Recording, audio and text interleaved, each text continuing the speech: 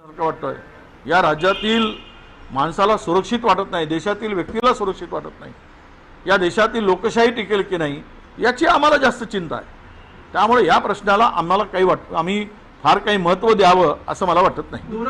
2023 साली मुख्यमंत्री एकनाथ शिंदे यांनी लाडकी बहिणींना साड्या देण्याची योजना सुरू केली होती, आता ती बंद पडलेली आहे कारण की पैसेच नाही। या सगळ्या योजना निवडणुकीच्या तोंडावर मतं मिळवण्यासाठी घेतलेल्या होत्या।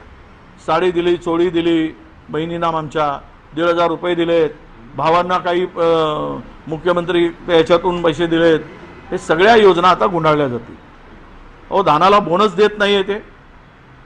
निवडणूक संपली, निवडणुकीच्या तोंडावर धानाला 700 रुपये बोनस घोषणा केली।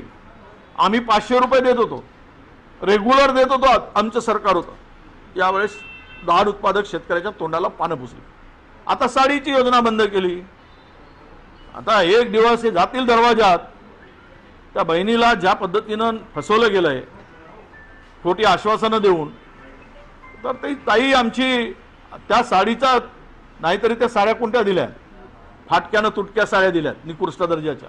एक धुतल्याबरोबर एकदा धुणं झालं की ती साडी कधी त्या बहिणीनं नेसली नाही ती, म्हणून तिचा फास करून यांना आवडेल ती ज्यावेळेस मतासाठी दरवाजात जातील त्यावेळेस।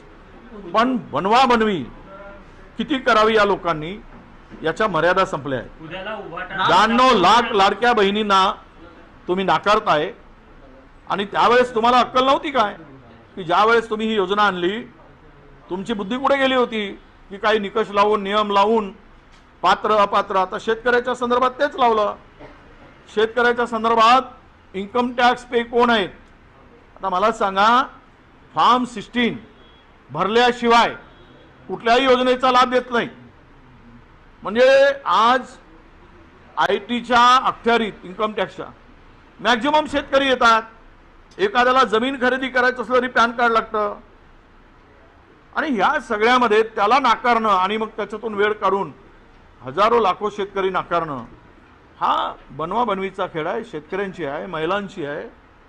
त्यामुळं यांना खुर्चीची चिंता आहे, जनतेची चिंता नाही, हे आता महाराष्ट्रातील जनता उघड्या डोळ्यांनी बघते आहे। उद्याला उभाटाकडनं नागपूरमध्ये रामरक्षा पठण आंदोलन ठेवण्यात आलं आहे, तुम्ही त्याला जाणार का? आणि दुसरी महत्त्वाची गोष्ट की याच पार्श्वभूमीवर अमरावतीमध्ये देखील नवनीत राणाने हनुमान चालीसा केली।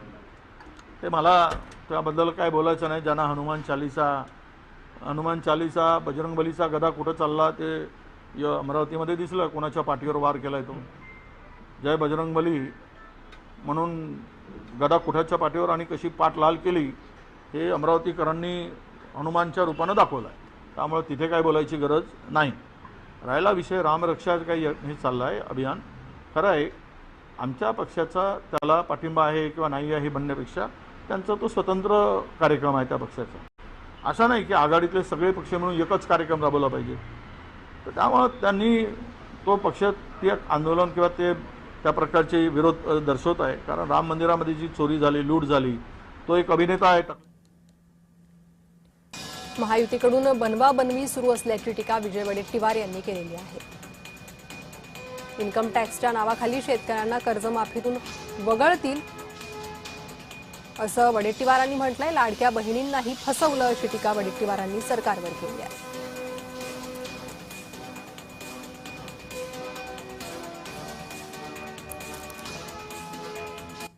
एक महत्त्वाची राजकीय बातमी, उपमुख्यमंत्री एकनाथ शिंदेंचा दिल्ली दौरा रद्द झालाय।